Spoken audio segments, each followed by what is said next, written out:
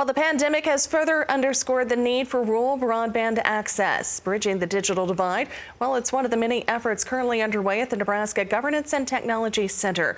Director of the center, Gus Hurwitz, joins us now with the latest on those efforts. And Gus, thanks for your time this morning. If you would, bring us up to speed on where we currently stand with rural broadband. Absolutely. Thanks for having me, Janet. The pandemic has made incredibly clear, even more than it already was clear, the importance of the internet to American life, economic, social, and political nowadays.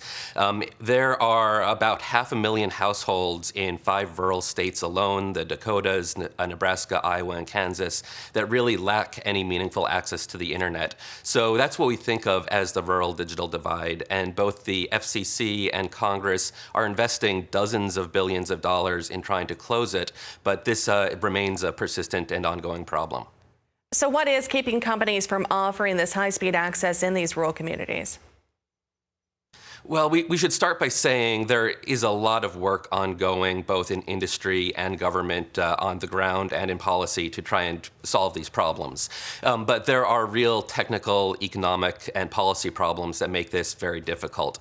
The biggest reality is just pure economics. When you're trying to install high-speed internet connections, it can cost $5,000 per household. And when you're installing one of those connections to a small community, it's going to not have any meaningful return on investment. So the economic justification isn't there. But then we also have technology and policy issues. Figuring out what technologies to use to close the rural digital divide is both technically difficult, and also it raises important political questions because we're talking about investing billions of dollars. And we also have a really locked-in mindset for how we should solve this, what applications users are going to be making of these technologies that we really haven't updated since the 1990s. So getting us in a rural mindset to understand the technology's challenges and uses is really essential to closing the digital divide. And Gus, is this maybe related also to the other economic challenges that we face in our rural communities at this time? Absolutely. We just saw in the census confirmation of the phenomenon of rural flight, people leaving rural areas. If we want people to live in our rural communities, they need to want to live there, and they need to have access to the opportunities that high-speed internet access make possible.